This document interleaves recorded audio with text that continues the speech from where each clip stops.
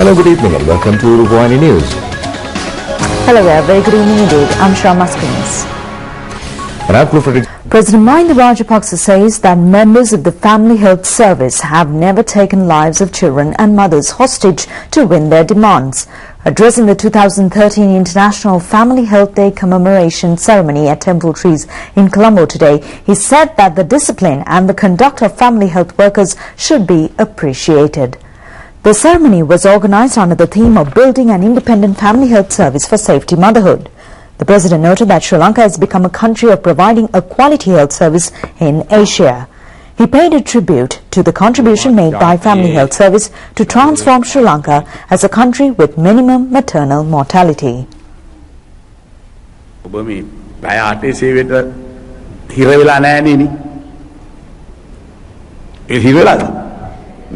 He added that this service is not confined to an 8-hour duty. Midwives are used to visit to doorsteps of pregnant mothers to meet their needs. They also provide health services to mothers and children visiting their homes. These services could be performed in villages better than in towns. That is because villagers know the value of family health workers. It is like people in the villages are used to praise the government. People in towns are not so keen on these matters. He said that the family health workers have a dignity and the Mahinda Chintane is ready to protect that dignity. He said that these family health workers are fulfilling their service on health to the best of their ability. He said that midwives have never fought to win demands carrying placards and taking to the roads. These family health workers have never taken lives of mothers and children hostage. Therefore, he said that the discipline and conduct of these workers are always appreciated.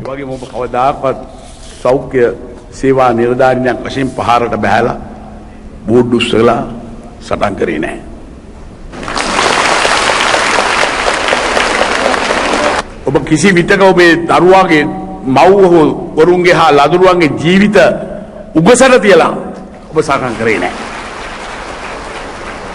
ඒ නිසා තමයි ඔබේ විනය ඔබේ හික්මීම අපි තාම අගය කරනවා. Moving on to the weather situation, the Met Department forecasts that localized winds will prevail along with heavy rain in the island during the next few days as well. The wind speed could be risen up to 80 kilometers per hour, and people have been requested to be cautious of this situation, the Weather Bureau said. Well, the country right now is experiencing heavy rain at present, and the atmospheric disturbances could be developed to a low pressure system, says the Weather Bureau. The director of the Met Department, S.R. Jayasekara, says that inclement rain experienced in the island between 20th and 22nd of April was delayed this time. He added that the weather pattern emerged later this year. There was no rain during the rainy season. People suffered due to heavy or rather very warm weather conditions. However, this situation has been changed due to impact in the region. Rain is now being experienced countrywide, he said.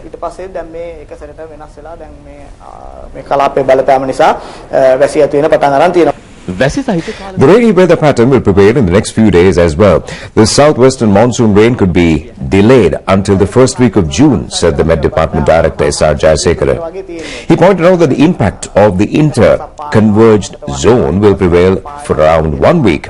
This will result in rain and dry weather conditions in consecutive days. This was due to the weather impact in the region. Well, there is an atmospheric disturbance along with the impact on the converged zone. Therefore, heavy rain could be experienced in the island. Southward monsoon rains could be expected from June, he said.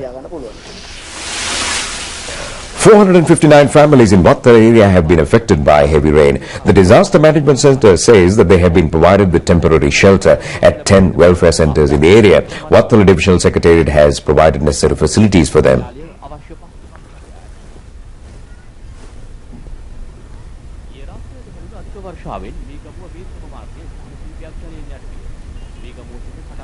And meanwhile, several places on the Negambo-Mirigama road were underwater due to heavy rain experienced in the area last night. Transportation has been disrupted due to flooding in the Timirigaskatu area. In other stories, countries the world over are now promoting diplomatic relations with Sri Lanka following the confirmation of holding the Commonwealth Heads of State Summit in the island. Several foreign ministers have visited the island during the past few days, representing various regions for this purpose. The visiting high-level Azerbaijan delegation, headed by its foreign minister, called on his Sri Lankan counterpart, Professor J. Peiris, this morning. Azerbaijan, which was in the old Soviet Union, is a country with high per capita income.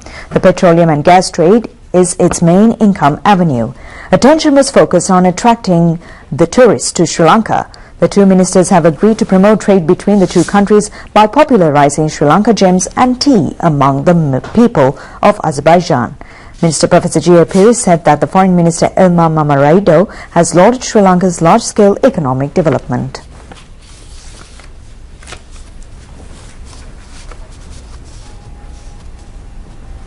This visit indicates in very stark terms the practical success of the foreign policy which is being implemented under the leadership of President Mahinda Rajapaksa, focusing on new relations with parts of the world which have been neglected relatively so far. Relations with the African continent, with Central Asia, with Latin America, all this is paying rich dividends, as we recently saw from the breadth and the range of the support that we are receiving with regard to the holding of the Commonwealth Summit in Sri Lanka in November this year. The Foreign Minister of Azerbaijan told us that they are looking forward to sending a high-level delegation of entrepreneurs, of business people, to participate in the business forum which is being held on the sidelines of the Commonwealth Summit. We are not restricting participation in that to Commonwealth countries. So outside the Commonwealth also there will be participation.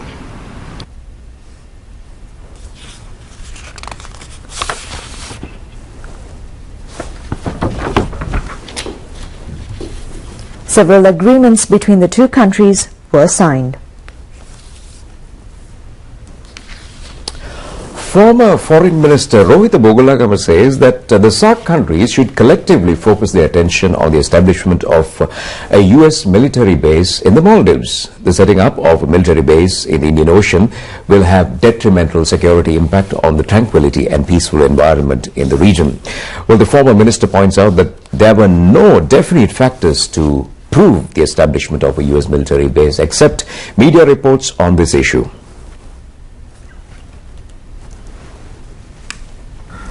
The development for the first time, a superpower setting up a military base in the region should become a matter of concern to the regional players and to the stakeholders. In this regard, I think it would be for India mainly, who is being considered as the regional power and the Indian hegemony, how it's going to be viewed in the context of United States, which is the superpower in the world, coming to have their military bases in the region. Now these are major factors, and for Sri Lanka, a country that is maintaining the best of relations and goodwill with the United States of America and all other countries, including the Maldives, who is our closest neighbor, in terms of geography, history, historical ties, and the current relationships. We want to wish the region to remain as a place of tranquility and free of any hiccups associated with military advancements. Now in that context, I think Sri Lanka has to view this matter and take this matter on board to the SAARC, and that is where I think the focus has to be made as to how a collective decision can be reached in terms of this development and in relation to the US military base in the Maldives. And in terms of the US military bases in the world, we find that in Japan, we find that in South Korea, we find it in Singapore, in Australia, in Germany, and a lot of other countries, numbering 30 in all. In the whole world, there are US military bases in foreign countries. And there's about 150 countries in which US military presence or US military associations or relationships have got built up. But in the context of having a large military base in the Indian Ocean, which we advocate to be an ocean free of any sort of tension, we'd like to see how best these matters could be addressed, both from a bilateral perspective with that of the Maldives and Sri Lanka, and from a regional context in the SAARC region, where 8 countries are today having their collective responsibility associated with regional cooperation.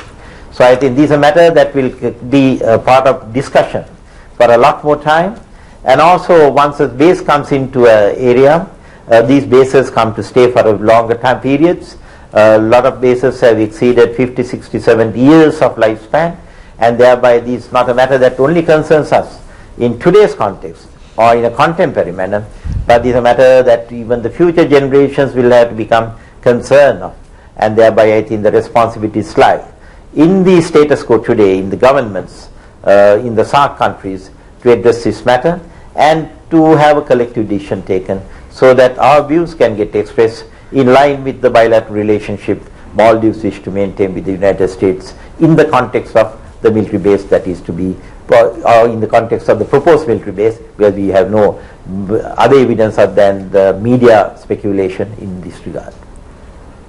In other stories, the Ceylon Electricity Board says that the electricity bill could be reduced to a certain extent without burdening the home economy by minimizing the domestic power waste. Additional General Manager of the CEB, Bandula S. Tilakasena, said that the refrigerator takes 50% of the electricity consumption of a normal house. The amount of energy spent for using an electrical appliance with a wattage of 1000 watts for 1 hour is considered as 1 unit of power. If this appliance is used for 4 hours daily, then it will consume 120 units of power for 1 month. CEB Additional General Manager Bandula S. Tilakasena noted that if the consumption is maintained at a level less than 90 units, then it will be more beneficial for the domestic economy. He added that this was confirmed in a competition on energy conservation. He pointed out that they came to an understand that 83 million units of power could be saved from only domestic consumers during the first 3 months. This was a clear indication that consumers could save electricity to a great extent. He asserted that people should be cautious on the wattage of electrical appliances when they purchase such equipment. The maintaining of the temperature of a fridge at a necessary level, cleaning it properly and preventing from opening its door frequently are the actions that should be taken to minimize the power consumption. 50% of the electricity bill could be reduced by using pedestrian fans or table fans without using ceiling fans. 1/3 of the power could be saved by using CFL bulbs of the proper quality. Air conditioners should be operated at a recommended temperature level of 25 degrees Celsius. Electric kettle, washing machine and electric cooker are high energy consumption equipments. A considerable percentage of electricity could be saved by allocating 1 day or 3 days per week for ironing of clothes. The Ceylon Electricity Board says that it is essential to switch off unnecessary electricity bulbs. The War Heroes Commemoration Month has been declared from 8th of this month to the 8th of June. Well, this initiative was taken to mark the 4th anniversary of the victorious day of liberating motherland from terrorism. Well, the 30-year tiger terrorism in the island was ended on the 18th of May 2009.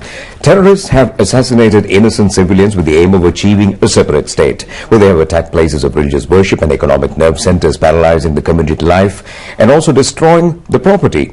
Over 21,000 war heroes sacrificed their lives in the fight aimed at ending terrorism. Over 12,000 became disabled. On 18th of May, the day 18th of May has been named as the National Ranaviru Day to commemorate these war heroes. The Ranaviru month will be declared following the pinning of the first Ranaviru flag on President Mahinda Rajapaksa on the 8th of this month at Temple Trees in Colombo. A special Pirith chanting ceremony will be held at the BMICH premises on the 9th of this month to invoke blessings on the motherland with the participation of 3,000 members of the Mahasangha. The Victorious Memorial Parade will be held at the Golface in Colombo on the 18th of May at 8 a.m. The commemoration ceremony will be held at the War Heroes Memorial at Sri Jayawardhapura Kotte under the patronage of the President at 4 p.m.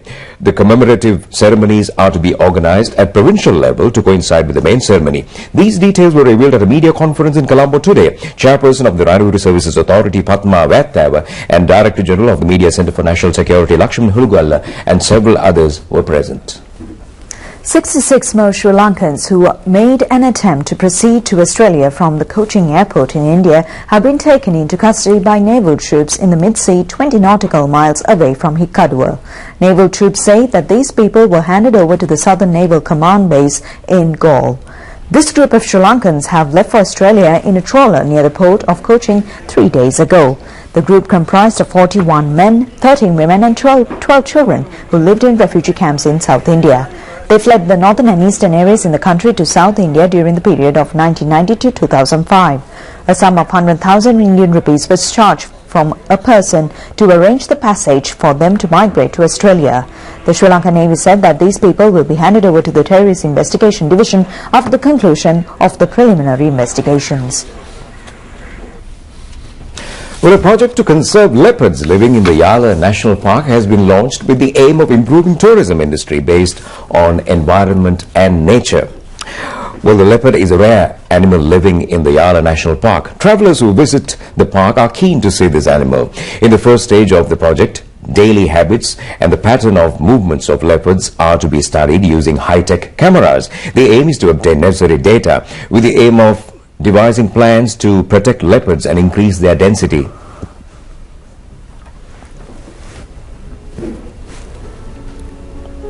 The invasion of leopards into villages and the killing of calves of milk farmers by them in Yala and surrounding areas have become a main problem. Measures will be taken to provide safety cages for calves as a solution to this problem. Villagers were in the habit of adding poison to dead animals with the aim of preventing leopards' village invasion.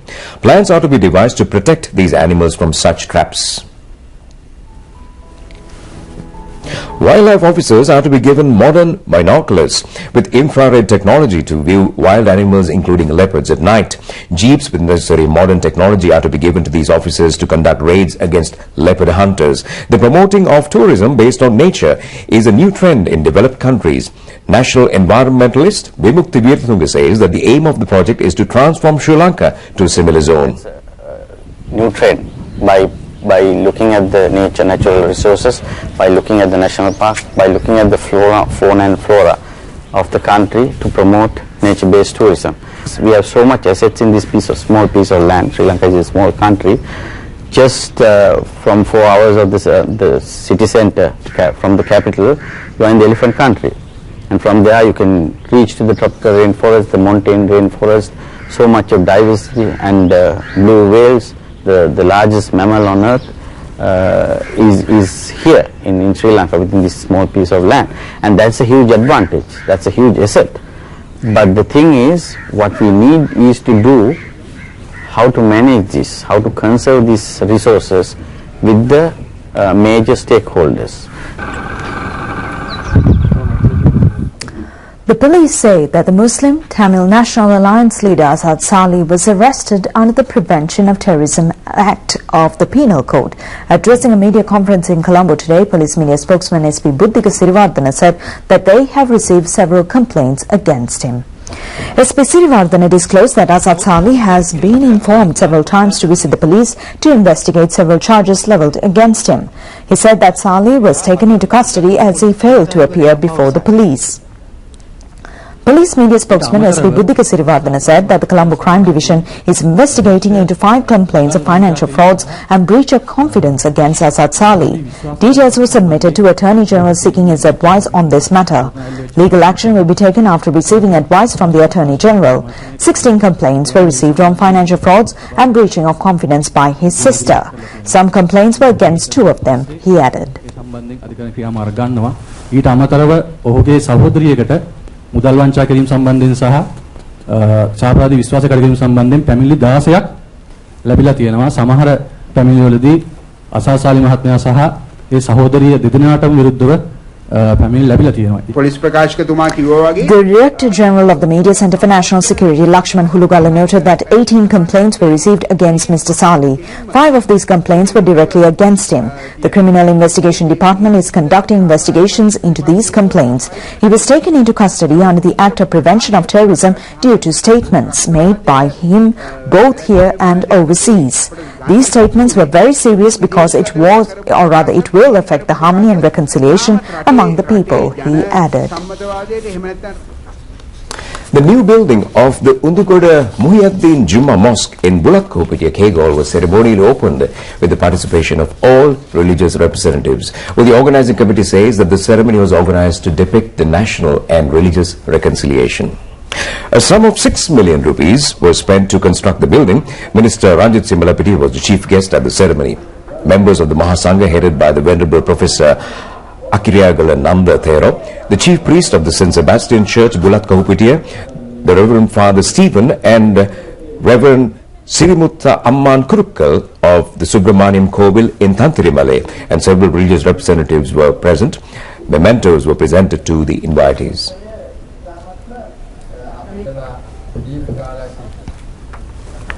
National Week on Road Accident Prevention begins today and will continue till the 12th of this month. The aim is to protect the community from road accidents. The United Nations have declared a road safety decade from the year 2011 to the year 2020. Accordingly, International Road Accident Week was announced last year.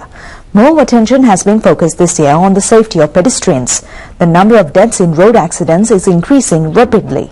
Over 334,000 people in South and East Asia alone have died in accidents. According to statistics, 2 people are being killed in motor traffic accidents in every 48 hours in the island. 11,491 accidents were reported during the last 4 months. Of this, 671 were deadly accidents. 720 people died in such accidents.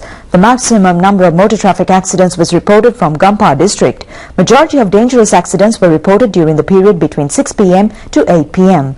The most of these dead and injured were in the age group of 26 to 30 years.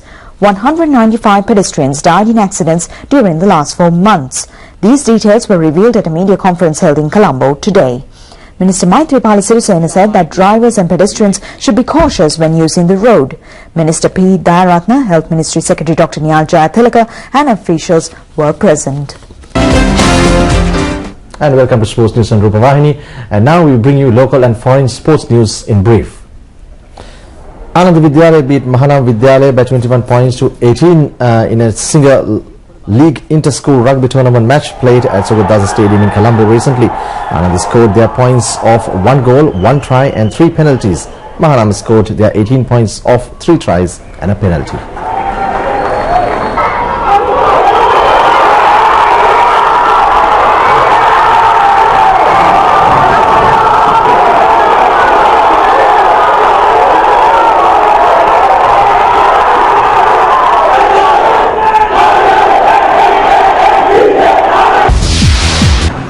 A school kabaddi coaching camp of the Southern Province was held in Galle recently. 50 coaches representing schools in Galle, Mathura and Hambantota district attended the camp at Southern Province School Sports Centre. Former national kabaddi coach of Sri Lanka, Vimsala Nanakkara, conducted the training camp. Well, with sports news, we wrap up today's bulletin of RupEng-News. Thanks a lot for joining us. Good night.